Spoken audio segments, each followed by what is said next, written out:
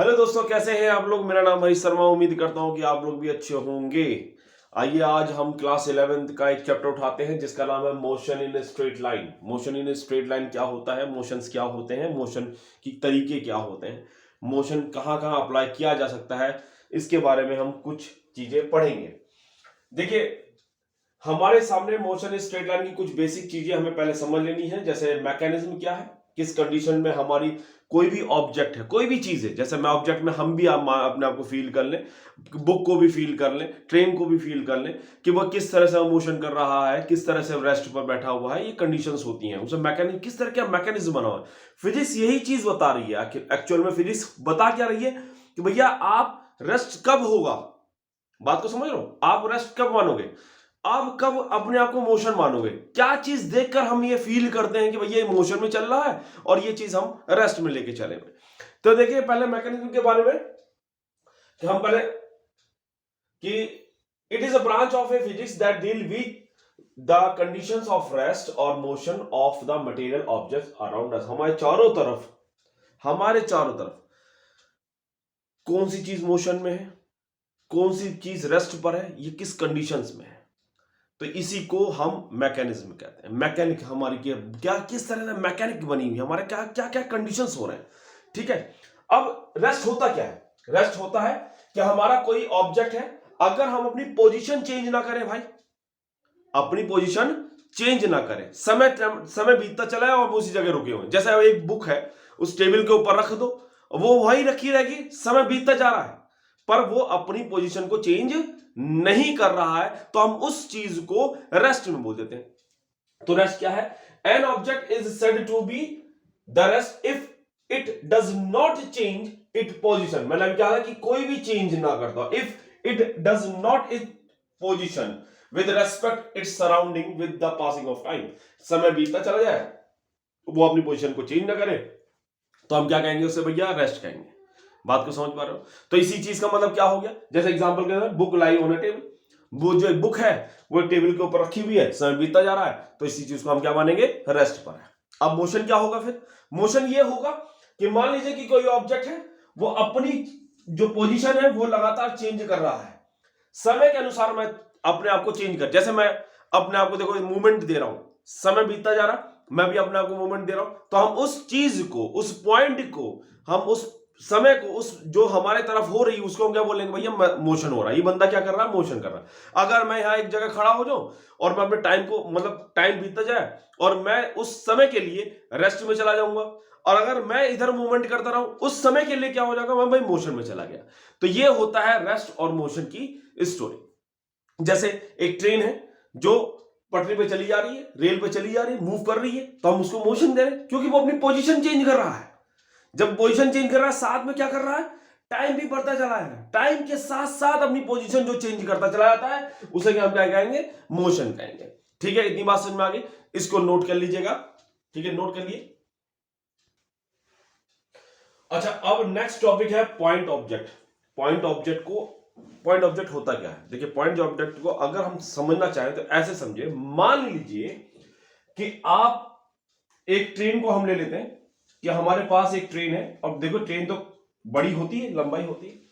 अब मैं इसको पॉइंट ऑब्जेक्ट कैसे बनाऊं, पॉइंट ऑब्जेक्ट ऐसे बना लेता हूं। मान लीजिए कि आप हरिद्वार से आप दिल्ली जा रहे हो, हरिद्वार से दिल्ली, यानी आप खुद ही सोचिए कि ये कई किलोमीटर होगा, हरिद्वार से दिल्ली कई किलोमीटर होगा। तो हमारी नजर में उस समय के लिए, जो अगर मैं कंपैरिजन करूं भाई डिस्टेंस और जो चीज ट्रेवल कर रही है उनके बीच में डिस्टेंस, हम अब कंपैरिजन करें तो आप देखोगे कि ट्रेन क्या है, एक पॉइंट ऑब्जेक्ट बन जाएगा। अगर यही ट्रेन किसी एक खंबे को, एक पोल को क्रॉस करे तो हम उस पोल को क्या कहेंगे, पॉइंट ऑब्जेक्ट कहेंगे। मेरी बात को समझो कि जो चीज बड़ी, अगर हम कंपैरिजन के रूप में डिस्टेंस और कोई ऑब्जेक्ट हमारा मूवमेंट कर रहा है या कोई चीज है, तो उस पॉइंट को हम क्या कहेंगे, पॉइंट ऑब्जेक्ट कहेंगे। जैसे मान लीजिए मैंने क्या कहा कि डिस्टेंस बड़ा है और ट्रेन छोटी हो गई, तो ये चीज हमारे इस कंपैरिजन के हिसाब से क्या हो गया, पॉइंट ऑब्जेक्ट हो गया।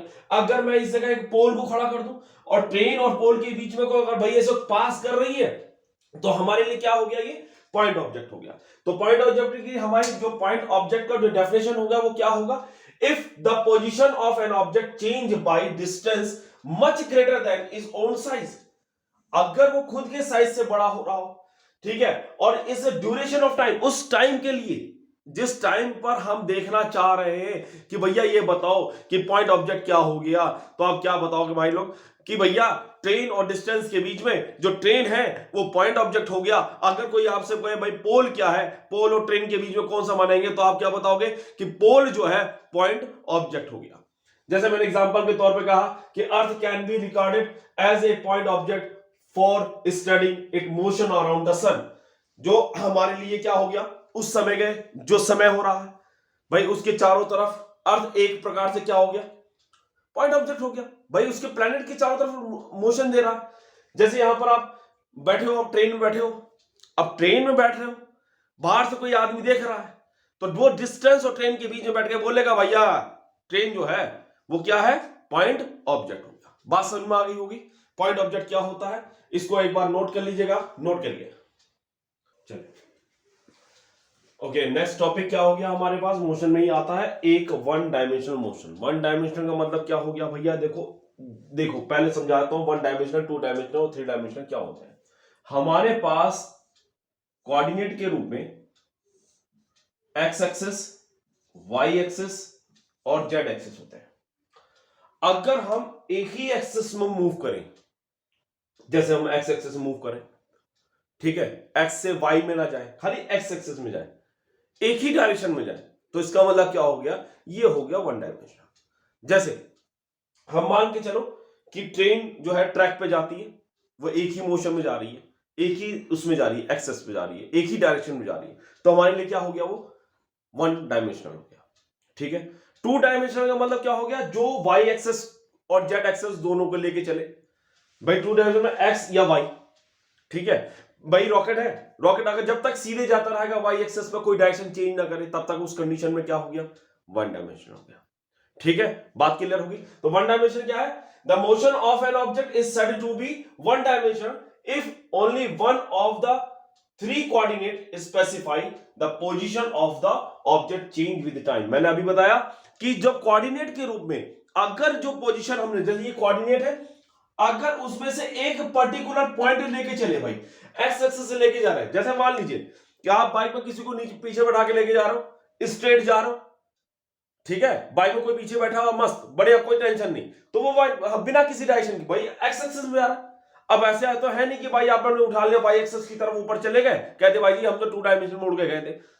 जब तक आप अपने डायरेक्शन को चेंज नहीं करोगे, वो तब तक टू डायमेंशन में नहीं होगा। वन डायमेंशन का मतलब जो एक ही डायरेक्शन को, तीन कोऑर्डिनेट में एक्स वाई जेड के, तीनों में से कोई सभी एक डायरेक्शन को लेके चले, वो हो गया वन डायमेंशनल। जैसे एग्जांपल के तौर पे motion of A train along a straight line, जो स्ट्रेट लाइन में जा रही है, मोशन कर रही है, वो वन डायमेंशन हो गया। Motion on a freely falling body, अगर ऊपर से कोई चीज नीचे गिर रही है तो भी वो क्या हो गया, वन डायमेंशनल हो गया। तो वन डायमेंशन क्या हो गया, जो एक ही डायरेक्शन को लेके चले। ठीक है, आप इसको नोट करें। अच्छा, नेक्स्ट टॉपिक क्या हो गया हमारे पास, two dimensional motion. Two dimensional motion क्या होगा भैया, सीधी सी बात है, तीन कोऑर्डिनेट्स में जो दो डायरेक्शन को अप्लाई करता हो, दो डायरेक्शन को लेके चलता हो। जैसे दो डायरेक्शन कौन से भैया, एक्स एक्सिस वाई एक्सिस एक साथ लेके चल रहा हो। भैया आप अपनी गाड़ी लेके बैठे हो, फोर व्हीलर में बैठ के भैया किसी को बैठा के घुमा रहे हो, तो उस समय कंडीशंस क्या होंगी, आपने जिग जैग मोशन करने लगे, कभी इधर घुमाया, कभी इधर घुमाया, कभी इधर घुमाया, सीधे ना जाके जिग जैग मोशन कर रहे हो। ठीक है, या खुद सीखने बैठ गए, कई लोग हम कार सीखे तो जिग जैग मोशन में गाड़ी चला रहे हो, तो वो जिग जैग मोशन क्या हो गया कि आप कभी एक्स एक्सिस में जा रहे हो, कभी वाई एक्सिस में कंडीशंस को अप्लाई कर रहे हो, तो इस कंडीशंस को हम टू डायमेंशन कहते हैं। या हम जानते हैं भैया, जो प्लेनेट के चारों तरफ जो चक्कर काट रहा है, अर्थ चक्कर काट रहा है एक सन के चारों तरफ, है ना, तो वो क्या हो गया, एक प्रकार से टू डायमेंशन हो गया। तो टू डायमेंशन में क्या होता है, जिसमें थ्री कोऑर्डिनेट में से जो दो ही यूज करता हो, ठीक है, जो अपनी दो ही पोजीशन को बना के चलता हो, वो टू डायमेंशन हो गया। एग्जांपल के तौर पर मैंने यहां पर लिखा हुआ है कि motion of a planet around the sun. ठीक है, दूसरा क्या लिखा हुआ है, a car moving along the zigzag path on a level ground. Two dimension सुना क्यों, जो थ्री में से दो का यूज करते हो, तो वो हमारी नजर में क्या हो गया, टू डायमेंशनल हो गया। इसे आप नोट करें, समझे, चलते नेक्स्ट। ओके, अब टू डायमेंशन के बाद आता है थ्री डायमेंशनल मोशन। क्या होता है? जो तीनों कोऑर्डिनेट को यूज करता हो भैया, तीनों डायरेक्शन में, एक्स एक्सेस में भी जा सकता हो, वाई एक्सेस में भी जा सकता हो और जेड एक्सेस में भी जा सकता हो।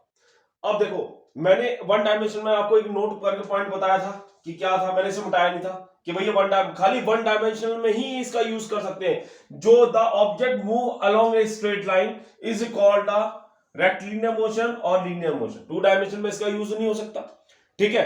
अब थ्री डायमेंशन में क्या इसका यूज होगा? नहीं होगा भैया, स्ट्रेट लाइन नहीं जा रहे। ये तीनों चीजों में कंडीशन होती है। पतंग उड़ा रहे हो, अभी आपकी पतंग उड़ाने का समय आएगा, ठीक है, आपका पतंग उड़ाने का समय आएगा, आप पतंग उड़ाओगे भाई, जिगजैग मोशन उड़ेगी, कभी ऊपर जाएगी, कभी एक्स एक्सेस में, कभी वाई एक्सेस में। पतंग काटने जा रहे हो भैया, नीचे से लेके जा रहे हो, नीचे से लेते जा रहे हो, काटते चले जाओगे।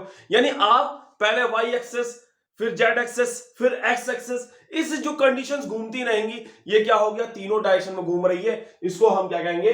हमारा थ्री डायमेंशन कहेंगे। Motion on a plane in a space, motion करता है, प्लेन भी उड़ता है। देखो, प्लेन जब उड़ देगा तो तीनों तरीके से उड़ता है, जैसे चिड़िया तीनों डायरेक्शन में उड़ती, ठीक है। ये सब कंडीशंस क्या होगी? थ्री डायमेंशनल मोशन कहला जाएगी। इसको मत लिखिएगा थ्री डायमेंशन में, ये वन डायमेंशन का ही है, याद रखिए, ओनली वन डायमेंशन का है। इसको मत लिखिएगा, ना टू में लिखिएगा ना थ्री में, तो क्या लिखेंगे? खाली थ्री डायमेंशन का। The motion of a object is two dimension, sorry, three dimension the motion of an object is said to be three dimension if only three coordinate specify the position of object is change with time, जो समय समय के अनुसार तीनों direction में उड़ सकता। तो इसको नोट मत करिएगा भाई लोग कि कभी इसको नोट कर लो थ्री डायमेंशन में, सर ने लिख रखा था, बताया था कि रेक्टिलिनियर मोशन भी थ्री डायमेंशन में है भैया, वन डायमेंशन में होता है, ध्यान रखिएगा, ठीक है। ओके, नोट करिएगा, इसको नोट करें, फिर नेक्स्ट टॉपिक करते हैं। ओके, अब नेक्स्ट टॉपिक हो गया डिस्टेंस। आपने अभी पढ़ा इससे प्रीवियस में, क्या पढ़ा था आपने कि भैया वन डायमेंशनल क्या होता है, टू डायमेंशनल क्या होता है और थ्री डायमेंशनल क्या होता है। बिना भाई, जब तक डिस्टेंस नहीं होगा तो कैसे पता चलेगा वन डायमेंशन जा रहा है, टू डायमेंशन जा रहा है? भैया डिस्टेंस क्या होता है? मान लीजिए कि आप यहाँ पर खड़े हो ए पर, आपको जाना सी, देखिए यहां से ए से बी, बी से सी जा रहे हो, ठीक है, ओके, ये डिस्टेंस मान लिया जाएगा।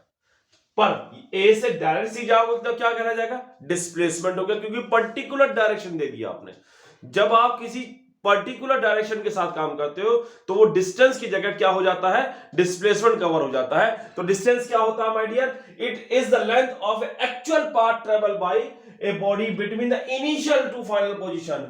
क्या कह रहा है कि मान लीजिए जब वो एक्चुअल पाथ, वो कौन सा एक्चुअल पाथ? मान के चलते हैं कि हमारा एक्चुअल पाथ क्या है? ए से बी, बी से सी एक एक्चुअल पाथ है, इसी यहां हमारा इनिशियल पॉइंट हो गया और ये हो गया फाइनल। ये एक्चुअल पाथ जो कवर करता है किसी भी ऑब्जेक्ट के थ्रू, यानी कार से, बाइसिकल से, पैदल जा रहे हो, कैसे भी जा रहे हो, वो सब हमारे लिए क्या हो गया? डिस्टेंस हो गया। डिस्टेंस मान लीजिए suppose a body moving from position A to B by C, then ठीक है, मान के देखिए डिस्टेंस कवर क्या होता है। जैसे मान लीजिए ए से पहले हम बी जाएंगे, ए से कहां जाएंगे? बी जाएंगे, ए से बी जाएंगे, फिर कहां जाएंगे? बी से सी जाएंगे। तो ये हमारे लिए क्या हो गया? डिस्टेंस हो गया, क्योंकि इसमें कोई डायरेक्शन होती नहीं। आप जाए भैया इस तरह से, मान ले सपोज करो आपको ऐसे जाना हो, मुझे ए से बी तक जाना हो, तो आपने ऐसे कवर कर लिया। आप ऐसे जाना चाहते हो, ऐसे ही चले गए, यानी आपका कोई डायरेक्शन फिक्स नहीं है। तो ये डिस्टेंस हो गया। ए से बी तक जाने के लिए पर्टिकुलर डिस्टेंस हो गया। ए से बी कहां जा रहा है भैया? पर्टिकुलर डिस्टेंस में जाना है, ठीक है। ये हो गया हमारे पास ए से बी तक। फिर हमारे पास ए से बी अगर डायरेक्ट चले गए, डायरेक्शन के साथ चले गए, तो वो क्या कहा जाएगा? डिस्प्लेसमेंट कहा जाएगा। तो इसीलिए इसको क्या कहा जाता है? Distance is a scalar quantity, क्योंकि डायरेक्शन नहीं है। और इसकी एसआई यूनिट क्या होगी? मीटर हो गई, और सीजीएस में इसको हम सेंटीमीटर से डिनोट करते हैं। बात समझ में आ गई? नोट करें इसको। ओके, अब है, मैंने भी डिस्टेंस के बाद डिस्प्लेसमेंट की बात करी थी। वो डिस्प्लेसमेंट क्या होती है मैंने बताया भाई, जब पर्टिकुलर कोई डायरेक्शन बता दे तो वो हो गया डिस्प्लेसमेंट हो गया। ए से बी, बी से सी जा रहे थे तो डिस्टेंस जा रहे थे, और डायरेक्ट जा रहे थे तो क्या होगा? ए से सी तक हो गया हमारी नजर में डिस्प्लेसमेंट हो गया। तो क्या होगा, the displacement of object is change in the position of an object is fixed direction. मैंने भी क्या, एक पर्टिकुलर डायरेक्शन जहां भी आ जाएगा वो बन जाएगा वेक्टर क्वांटिटी। क्या बन जाएगा, ये एक वेक्टर क्वांटिटी है। डिस्प्लेसमेंट क्या है, डिस्प्लेसमेंट इज वेक्टर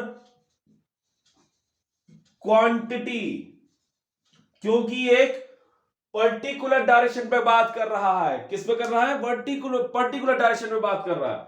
ठीक है, देखिए, और ये एक बात हमने शॉर्टेस्ट पाथ भी हम बोल देते हैं, it is the shortest path measure in the direction from initial point to final point. Initial point से फाइनल पॉइंट तक जाने के लिए अगर शॉर्टेस्ट डिस्टेंस मेजर कर रहा है तो वो डिस्प्लेसमेंट हो गया। यहां पर आप देखने की योग्य वाली बात है कि देखो भैया, ए से बी, बी से सी जा रहे थे, डिस्टेंस जा रहे थे, पर मैं डायरेक्ट चला गया तो क्या हो गया, डिस्प्लेसमेंट, यानी ए से सी पे पहुंच गया, फाइनल पहुंच गया। तो हमारे लिए अच्छा, इसमें एक और भी खासियत है, डिस्प्लेसमेंट में भी पॉजिटिव, नेगेटिव और जीरो हो सकता है। देखिए, आप हम यहां से यहां तक गए और सी से ए तक आ गए, डिस्प्लेसमेंट क्या मिला, मुझे जीरो मिल गया। ठीक है, इसकी हम ऐसा यूनिट क्या होती है डिस्प्लेसमेंट की, मीटर होती है, और सीजीएस क्या होती है, सेंटीमीटर होती है। और ये एक वेक्टर क्वांटिटी है। क्या है भाई, वेक्टर क्वांटिटी है, क्योंकि इसमें डायरेक्शन है। तो इसे नोट करें, लिखें। अब आती है बात नेक्स्ट टॉपिक की, जिसका नाम है स्पीड। स्पीड क्या होता है भैया, स्पीड वो चीज होती है समय के अनुसार जो डिस्टेंस कवर करता हो, उसे स्पीड कहते हैं। अगर टाइम ज्यादा लोगे तो आपकी नजर में स्पीड कम हो जाएगी, अगर समय कम लेकर अधिक काम करोगे तो कहेंगे भैया बढ़िया स्पीड चल रही है, बढ़िया काम कर रहे हो। तो स्पीड क्या होता है, the rate of change of position of an object with time any direction is called its speed. किसी भी, मतलब कहने का मतलब है कि समय के अनुसार जो पोजीशन चेंज करता हो किसी भी डायरेक्शन में जाने के लिए, वो स्पीड हो गया। भैया पीछे कोई बैठा रखा, कोई बुला ले आपको फोन करके और कह दे भैया जल्दी आ जाओ, तो देखो गाड़ी कैसा फटाफट भागेगी। समझ में आ रहे हो ना। तो स्पीड क्या है, पर्टिकुलर, कि किसी भी डायरेक्शन को, मतलब the speed, the rate of change of position of an object with time in any direction is called its speed. Speed is formula क्या होता है, the distance, the speed is equal to distance travel upon time taken. ठीक है, ये एक scalar quantity है, क्योंकि मैंने कहा कि किसी भी डायरेक्शन में इट क्या लिखा हुआ है, with time in any direction. तो एनी डायरेक्शन मतलब कोई डायरेक्शन फिक्स नहीं है, तो क्या हो गया, स्केलर क्वांटिटी होगी। नोट करके पॉइंट रखिए, the distance travel bye N object is either positive और जीरो। या तो भैया पॉजिटिव होगा या जीरो होगी। भाई गाड़ी की स्पीड तो जीरो होगी ना, माइनस में तो आएगी नहीं। तो इसलिए नेक्स्ट पॉइंट में क्या लिखा हुआ है, the speed may be positive और जीरो। स्पीड पॉजिटिव हो सकती है, जीरो हो सकती है, पर कभी नेगेटिव नहीं हो सकती। SI unit of speed is metre per second, CGS unit of speed is centimetre per second, और इसका डायमेंशन फॉर्मूला क्या होता है, एल टी माइनस 1। क्लियर होगी बात, इसको नोट करिए, नोट करिए। देखिए, आपने स्पीड के बारे में पढ़ा था, अब इसके टाइप्स होते हैं। स्पीड के टाइप्स क्या है भैया, होते हैं 4 प्रकार के हैं। टाइप्स कौन कौन से होते हैं, डिफरेंस के जो डिफरेंट टाइप ऑफ स्पीड होते हैं वो 4 प्रकार के, 4 टाइप्स होते हैं। एक होता है यूनिफॉर्म स्पीड, और होता है वेरिएबल स्पीड, इसको नॉन यूनिफॉर्म स्पीड से भी ना जानते हैं हम, एवरेज स्पीड, और एक होता है, जगह नहीं थी तो ऊपर लिख दिया, इंस्टेंटेनियस स्पीड। तो अब यूनिफॉर्म स्पीड क्या होता है, यूनिफॉर्म स्पीड मतलब जो equal distance equal interval of time में कवर करता हो। जैसे मान लीजिए कि भैया हमें 1 किलोमीटर, मान के चलो कि हमारे पास कोई डिस्टेंस है ए से बी पॉइंट तक जाने के लिए, और मैंने इसके 2 हिस्से बांट दिए। मान लीजिए मेरे पास 2 स्टेशन हो गए, एक पॉइंट सी भी हो गया।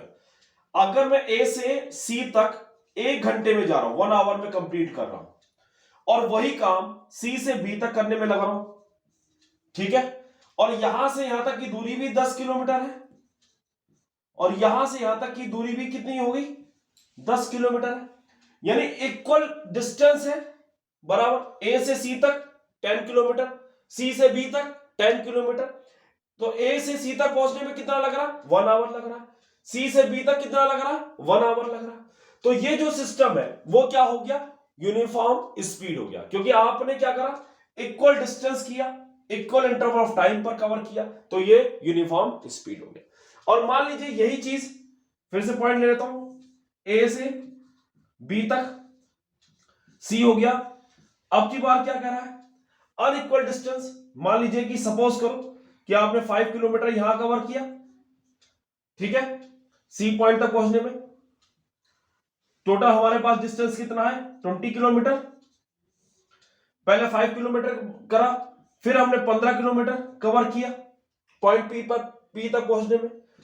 यहां आपने ले लिया मान लीजिए 30 मिनट, और यहां आप ले रहे हो 1.5 घंटा, 1.5 आवर। तो ये क्या हो गया हमारी नजर में, नॉन यूनिफॉर्म स्पीड होगी, कि आपकी इक्वल अनइक्वल डिस्टेंस जो है, जो आप इक्वल इंटरवल टाइम पे कवर नहीं कर पा रहे हो, या ऐसे मान ले अनइक्वल इंटरवल टाइम हमने इक्वल डिस्टेंस में कवर नहीं किया हो। ये क्या हो गया, वेरिएबल स्पीड या नॉन यूनिफॉर्म स्पीड हो गया। बहुत ठंड है भाई आज, थोड़ा सा मैं जैकेट वैकेट पहन लूं, तो ठंड की वजह से जैकेट पहन लेता हूं भाई। अब आता है एवरेज स्पीड। एवरेज स्पीड क्या होती है भाई, एवरेज स्पीड है कि टोटल डिस्टेंस, ठीक है, टोटल डिस्टेंस बाय ऑब्जेक्ट, ठीक है, आपने टोटल डिस्टेंस कवर किया, कितना क्या, टोटल डिस्टेंस। टोटल डिस्टेंस कैसे, मान लीजिए सपोज करो कि आप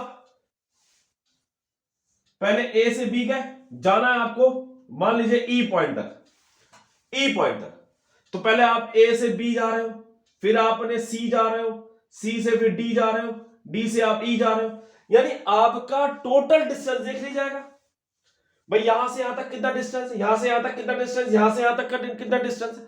हर डिस्टेंस को आपने मेजर कर लिया और टोटल टाइम ले लिया आपने, तो वो क्या हो गया, average speed, the total distance travel by the object divide by the total time taken to cover the that distance. तो फॉर्मूला क्या बन जाएगा, इसका एक फॉर्मूला बन जाएगा भाई लोग क्या बन जाएगा, एवरेज, यहां पर स्पीड को v से डिनोट किया जाए, तो यहां पर v a b लिख लेता हूं, एवरेज यानी average speed is equal to total distance, total distance upon total time taken.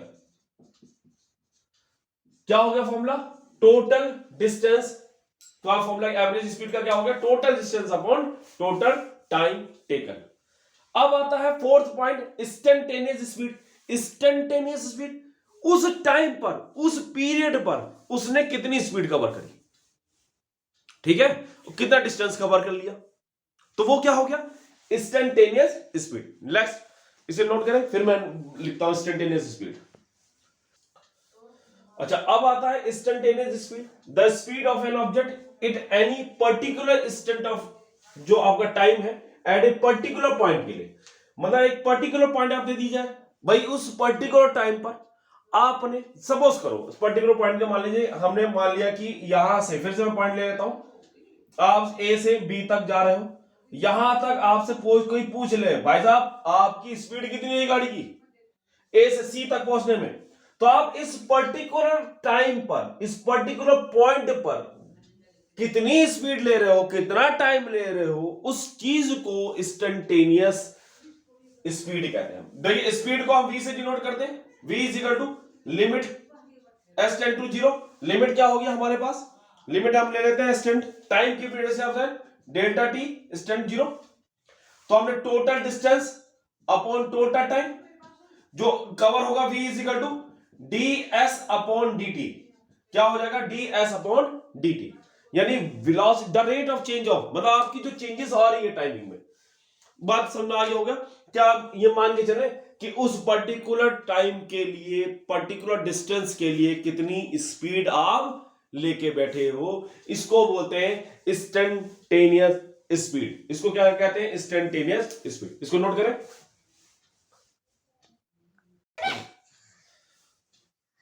अब नेक्स्ट टॉपिक क्या हो गया, वेलोसिटी हो गई। वेलोसिटी क्या, the rate of change of position of an object, ठीक है, with time is given direction.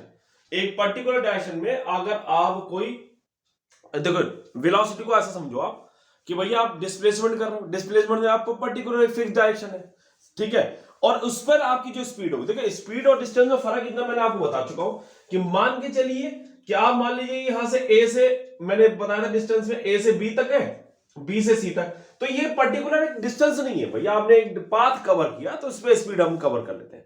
पर जब आकर कोई पर्टिकुलर पॉइंट बता दिया जाए भाई आपको इस डायरेक्शन में जाना है, ठीक है, अगर इस डायरेक्शन में जाना है, इसका मतलब क्या हो गया, ये डिस्प्लेसमेंट बन गया, और जहां ये डिस्प्लेसमेंट हुआ वहां वेलोसिटी हो गई, ठीक है। The rate of change of position of an object with time is given direction is called velocity. velocity is equal to क्या होता है, displacement upon time.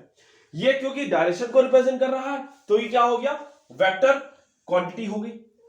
Vector velocity has both magnitude and direction, ये बात भी हमें पता है कि अगर दोनों चीज हो, मैग्नीट्यूड और डायरेक्शन हो, वो क्या हो गया, हमारे लिए वेक्टर हो गया। वेक्टर मतलब, और वेक्टर यहां पर क्या रिप्रेजेंट कर रहा है, velocity. Velocity can be positive, zero and negative. देखिए बात सुनो, वेलोसिटी क्या हो गई, पॉजिटिव भी है, जीरो भी है, निगेटिव है, पर ये डिपेंड है डिस्प्लेसमेंट पर। अगर डिस्प्लेसमेंट पॉजिटिव है तो वेलोसिटी पॉजिटिव होगी, अगर जीरो है तो ये भी जीरो होगी, अगर ये निगेटिव है तो ये भी निगेटिव होगी। यानी डिस्प्लेसमेंट जो काम बताएगा वही काम वेलोसिटी का होगा। और ये ऐसा यूनिट ऑफ वेलोसिटी क्या होगी, मीटर पर सेकंड हो गई। सीजे सिस्टम में इसको सेंटीमीटर पर सेकंड कहते हैं। इसका डायमेंशन फॉर्मूला क्या हो गया, एल टी माइनस वन। क्या हो गया, L T minus one. Velocity जो है आपने देख लिया, समझ लिया, वेलोसिटी के टाइप समझेंगे, नोट करें। अब आता है टाइप ऑफ वेलोसिटी। वेलोसिटी की वही चार प्रकार के होते हैं, चार टाइप के होते हैं। कौन कौन से होते हैं, uniform velocity, variable velocity, average velocity और इंस्टेंटेनियस वेलोसिटी। इसमें जगह नहीं थी इसलिए मैंने लिखा नहीं भाई। अच्छा, अगर ना दिखाए तो जूम करके देख लेना भाई, ठीक है, दिखाई दे देगा आराम से, कोई दिक्कत वाली बात नहीं है। अब यूनिफॉर्म वेलोसिटी का आपको सब पता है कि if it cover equal displacement, equal interval of time, जो इक्वल डिस्प्लेसमेंट जो है इक्वल इंटरवल ऑफ टाइम में कवर करता हो वो क्या कहलाता हो भैया, यूनिफॉर्म वेलोसिटी। इसी तरह वेरिएबल वेलोसिटी को भी नॉन यूनिफॉर्म वेलोसिटी भी वेलोसिटी कहते हैं। ये कह रहा है if either its speed change, speed में चेंजेस आ जाए, या डायरेक्शन ऑफ मोशन में चेंज, और बोथ चेंज विद टाइम, और साथ में क्या है, चाहे टाइम भी चेंज हो रहा हो, तो वो क्या हो गया, वेरिएबल वेलोसिटी हो गई। एवरेज हमें पता है कि टोटल डिस्प्लेसमेंट टोटल टाइम में कवर करता हो, तो वो क्या हो गया भैया, एवरेज वेलोसिटी। तो एवरेज वेलोसिटी का फॉर्मूला क्या हो गया हमारी नजर में, average velocity is equal to total displacement upon total time taken. Clear होगी बात, total displacement upon total time taken. इतना आप उसको नोट करिएगा, फिर मैं इंस्टेंटेनियस वेलोसिटी के बारे में बताता हूं, नोट करें। अब नेक्स्ट पॉइंट क्या था, इंस्टेंटेनियस। मैंने तीन तो बता दी थे, इंस्टेंटेनियस के लिए जगह नहीं थी तो मैंने यहां पर आपको बता दिया instantaneous velocity. The velocity of an object at a particular time और particular point of its path. वही कहानी, पर्टिकुलर पॉइंट पर क्या है, पर्टिकुलर टाइम कितना ले लिया, उस टाइम पर कितना चल रहा है, ये सब क्या हो गया हमारी नजर में, इंस्टेंटेनियस वेलोसिटी हो गया। तो वेलोसिटी को हम क्या, v इज इक्वल टू, मैंने कहा v vector is equal to, sorry v vector is equal to क्या होगा, limit s tend to 0, limit delta x upon delta t, जो कन्वर्ट हो जाएगा ds अपॉन dt। ठीक है, इसे क्या बोल दिया, इंस्टेंटेनियस वेलोसिटी कहते हैं। बात क्या नोट होगी, नोट करें इसको, नोट करें। ओके, नेक्स्ट टॉपिक है equation of motion of by calculus method. ज्यादातर 11वीं क्लास में ये पूछे, दो प्रकार की, देखो भैया इक्वेशन मोशंस को सॉल्व करने का तरीका है, एक हो गया कैलकुलस मेथड और दूसरा हो गया हमारा ग्राफिक मेथड। पहले जो ज्यादातर हम पेपर में पूछे जाते हैं वो क्या पूछे जाते हैं, कैलकुलस मेथड क्या है। अब कैलकुलस मेथड के लिए भैया पहले पता होना चाहिए इक्वेशन मोशंस कौन कौन से होते हैं। एक होता है v is equal to u plus a t, v is equal to u plus at। v क्या है हमारे पास, फाइनल वेलोसिटी होती है, u क्या हो गया इनिशियल वेलोसिटी, a क्या हो गया एक्सीलरेशन और t हो गया टाइम। दूसरी क्या होती है हमारे पास, s बराबर u t plus half a t square. तीसरा क्या हो गया, v स्क्वायर बराबर u स्क्वायर प्लस 2as। ठीक है भाई लोग, तो इक्वेशन ऑफ मोशन दो तीन है, हमने तीन, v बराबर v is equal to u plus a t, s बराबर s is equal to sorry u t plus half a t square, और तीसरा है v square is equal to u square plus 2as। हमें इन तीनों को calculus method से solve करना है। ठीक है, तीनों को सॉल्व करना है, आसानी से हो जाएगा, कोई नहीं, पहले इतना लिखें, चलो लिखें। अब हमारे पास फर्स्ट इक्वेशन को सॉल्व करना है, v is equal to u plus a t, v is equal to u plus a t. First equation को कैसे करेंगे, एक्सीलरेशन इज डिफाइंड। मान लीजिए हम जानते हैं बट वी नो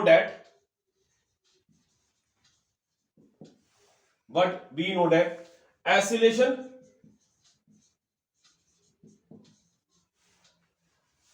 किससे डिनोट करते हैं, ए से। अच्छा, उसमें क्या फॉर्मूला होता है बता सकते हैं, फॉर्मूला क्या उसकी definition, the rate of change of velocity. Velocity में अगर चेंजेस होती है तो वो क्या होता है, हमेशा हमेशा क्या होता है, एक्सीलरेशन होता है। The rate of change of velocity क्या होता है, एक्सीलरेशन होता है। ये हो गया dv upon dt, dv upon dt, a is equal to dv upon dt। ठीक है भाई, a बराबर क्या हो गया dv अपॉन dt। अब इसको हम कैसे नॉर्मली सॉल्व करेंगे, तो dv equal to a dt हो गया, dv equal to a dt हो गया। इतनी बात समझ में आ गई। ओए बुर्बक नीचे बैठ, बार बार खड़े होकर बैठ रही है, जब देख खड़ी रहती है। ठीक है, चलो नोट करें इसको, इतना नोट करें, फिर बताते हैं। तो फिर हमारे पास इक्वेशन क्या थी, v dv is equal to a dt, equation number 1। अगर टाइम उस समय के लिए 0 है तो हम मान के चलते हैं कि वेलोसिटी u होगी, इनिशियल वेलोसिटी होगी।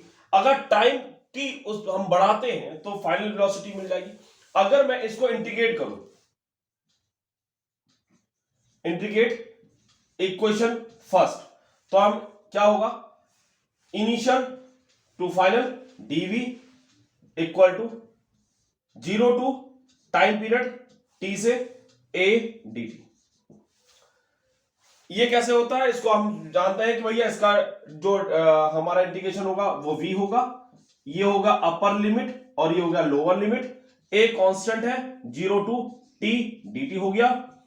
इसमें हम क्या करेंगे, अपर में से माइनस लोअर करेंगे, v माइनस u बराबर a, इसका क्या हो जाएगा t, इसका dt का इंटीग्रेशन क्या हो जाएगा t, ये हो गया 0 to t, v minus u equal to a, upper में से माइनस 0 करूंगा, अपर लिमिट माइनस 0, तो v is equal to v minus u बराबर a t। तो हमारे पास इसको इधर लेके चल रहा तो v बराबर क्या होगा, u प्लस a t। हमने पहले इक्वेशन निकाल ली, फर्स्ट इक्वेशन क्या आ गई, v is equal to u plus a t। Clear होगी बात, चलिए नोट करें, इसको पूरा नोट करें, फिर हम सेकंड इक्वेशन सॉल्व करेंगे। ठीक है, अब सेकंड इक्वेशन हमारे पास क्या है भाई, सेकंड इक्वेशन हमारे पास है s is equal to u t plus half a t square. यही हमें प्रूफ करना है, s equal to u t plus half a t square. तो हम जानते हैं but we know that velocity का फॉर्मूला, तो लिख ले बट वी नो दैट, किंतु हम जानते हैं, ना भी जानते तो लिख ले वेलोसिटी इक्वल टू, वेलोसिटी को किससे डिनोट करते हैं, v से करते हैं। तो वेलोसिटी का फॉर्मूला क्या होता है, जो डिस्टेंस में चेंज है, the rate of change of displacement is called velocity. तो क्या हो गया, v is equal to ds upon dt, ds upon dt, यानी ds इक्वल टू हम क्या ले सकते हैं, v dt ले सकते हैं। यहां पर हमारे पास क्या होगा, v को हटाना, तो हम जानते हैं क्या भैया, क्या जानते हो, v बराबर u प्लस ए टी जानते हैं, v इज इक्वल टू क्या जानते हैं, u प्लस ए टी। तो ds इज इक्वल टू हमारे पास u plus a T dt हो गया। ठीक है, मान लीजिए कंडीशंस क्या होता है, व्हेन व्हेन टाइम टी जो है वो इज इक्वल टू 0, जिस कंडीशन जब हमारी टाइम जो है 0 पर है तो डिस्टेंस क्या होगा, डिस्प्लेसमेंट क्या होगा, distance s is equal to भी 0 होगा। अगर टाइम टी है तो डिस्टेंस क्या होगा हमारे पास, distance s is equal to s ही होगा, मतलब कुछ डिस्टेंस कवर कर लिया। अगर टाइम हमने कुछ बढ़ा दिया तो डिस्टेंस भी हो जाएगा। तो हम इंटीग्रेट कर देते हैं इसको, इक्वेशन नंबर 1 मान लें। इंटीग्रेट इक्वेशन फर्स्ट, तो 0 टू ds क्या हो जाएगा भाई, 0 से t टाइम तक u plus a dt। Clear, यहां नोट कर लेते हैं। ds चेंज हो गया s में, अपर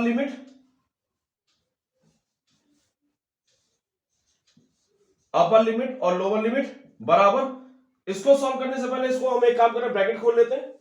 तो क्या होगा, integration 0 to t u dt plus integration 0 to t a t dt। यहां पर कांस्टेंट, यहां अपर में से माइनस लोअर करूंगा, इसमें u इनिशियल वेलोसिटी कांस्टेंट है 0 से लेके t dt हो गया, प्लस a कांस्टेंट है 0 से t dt, t से t आ गया। क्लियर होगी बात। यहां पर आपका s बराबर u, ये हो गया small t, upper limit minus lower limit करेंगे, प्लस a, यहां पर फॉर्मूला ले जाएगा। इंटीग्रेशन में फॉर्मूला होता है x की पावर n, क्या होता है x n plus 1 upon n plus 1। यहां पर वही अप्लाई करेंगे, इसे पावर 1 मान लेंगे, तो क्या हो जाएगा t 1 प्लस 1 अपॉन 1 प्लस 1, ठीक है, ये अपर और ये लोअर। तो s बराबर क्या हो गया, अपर में से माइनस करूंगा lower, is equal to a plus a t square upon 2, sorry यहां पर ब्रैकेट लगा दूंगा, अपर माइनस लोअर, अप्लाई कर देता हूं, ऊपर लिख देता हूं s is equal to ut plus, देखिए अपर में, अपर तो हमारे पास t है, लोअर हमारे पास 0, तो 0 लिखने की जरूरत नहीं, अपर में माइनस करेंगे तो क्या बचेगा, यही बचेगा t स्क्वायर अपॉन 2। तो s बराबर ut plus half a t square. इस तरह से हमने क्या पढ़ा, सेकंड इक्वेशन हमने फाइंड आउट कर लिया। नोट कर ले, इसको नोट करें। चलिए अब हमारे पास थर्ड इक्वेशन, लास्ट इक्वेशन बचती है। थर्ड इक्वेशन क्या है हमारे पास भाई लोग, कि v स्क्वायर बराबर u स्क्वायर प्लस 2as, ये हमें प्रूफ करना है। थर्ड इक्वेशन में ये प्रूफ करना है। तो बाय डेफिनेशन, जो डेफिनेशन अप्लाई करेंगे किसकी, एक तो वेलोसिटी की एंड एक्सीलरेशन की, हम दोनों इसमें अप्लाई कर लेते हैं भाई, वेलोसिटी की और एक्सीलरेशन की। तो एक्सीलरेशन को हम किससे डिनोट करते हैं, a से। a is equal to, formula क्या होता है एक्सीलरेशन का, the rate of change of velocity, यानी dv upon dt, dv upon dt। क्योंकि वेलोसिटी भी इसमें इंक्लूडेड है, तो मुझे डिस्टेंस चाहिए, तो मैं क्या करूंगा, ऊपर नीचे इस इक्वेशन में ds से मल्टीप्लाई करूंगा। किससे करूंगा, ऊपर नीचे ds से मल्टीप्लाई करूंगा। अगर मैं इसे अलग अलग करूं तो dv के नीचे आ जाएगा ds multiply ds upon dt हो गया।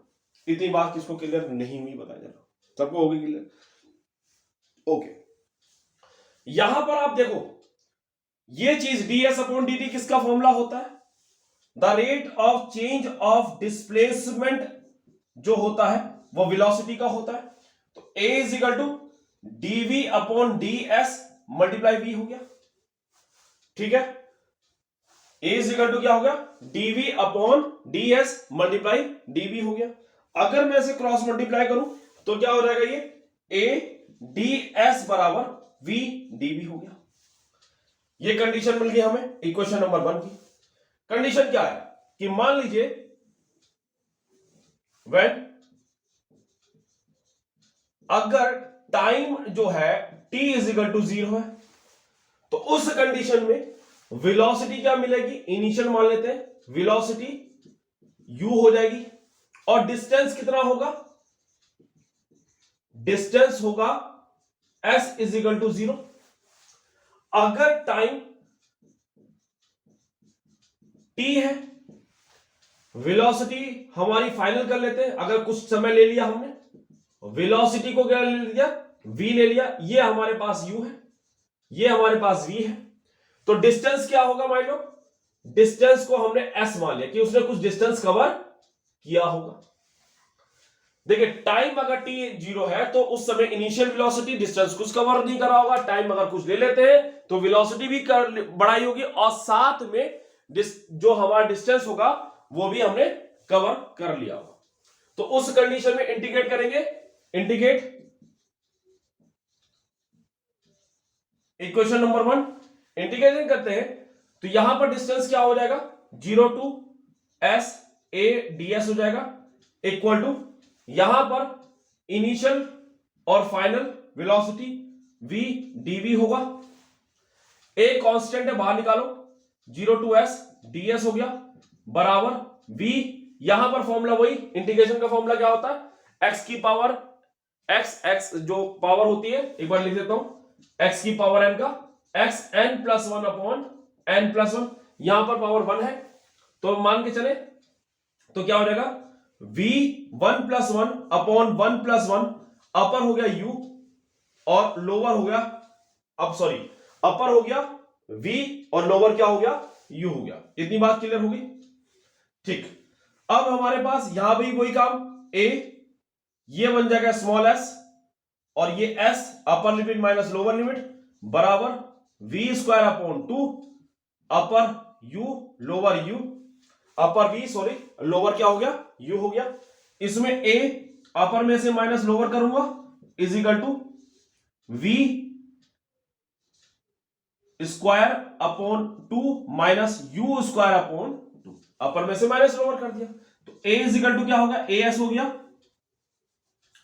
as इक्वल टू हमारे पास क्या बन गया, v square upon 2 minus u square upon 2। यहां पर बात समझने की वाली बात क्या है कि इसको एलसीएम सेम ले लेंगे तो as बराबर v square minus u square upon 2, cross multiply करेंगे तो 2as बराबर v square minus u square, it means v square बराबर u स्क्वायर प्लस 2as मिलेगा। क्या मिलेगा, v square equal to u square plus 2as मिलेगा। इस तरह से हमने थर्ड इक्वेशन को फाइंड आउट कर लिया। अच्छा अब मेरी बात को ध्यान सुने, आपने फर्स्ट इक्वेशन सॉल्व कर ली, सेकंड इक्वेशन सॉल्व कर ली, थर्ड इक्वेशन सॉल्व कर ली। मेरे हिसाब से ये चीजें जो इंपॉर्टेंट मैंने बताई हैं इस चैप्टर के लिए बहुत इंपॉर्टेंट है। जब किसी बच्चों को कोई भी प्रॉब्लम आती हो, किसी को भी इस चैप्टर से रिलेटेड, आप मुझे कमेंट जरूर करें और बताएं कि मुझे ये टॉपिक इस चैप्टर में बताना है, तो मैं जरूर बताऊंगा। क्लियर होगी बात, ओके। चलिए आज के लिए इतना ही टॉपिक सॉल्व करेंगे और यही हमारे लिए first equation motion in a straight line जो था वो मेरे हिसाब से कंप्लीट हो। देखिए ग्राफिक वाला जो, जब अगर कोई पूछे भाई ग्राफ वाला बता दे तो मैं बता दूंगा, अगर कमेंट आप करोगे मैं जरूर बताऊंगा। नोट करें इसको, नोट करें, ठीक है। थैंक यू, शेयर करना ना भूले, बाय, टेक केयर।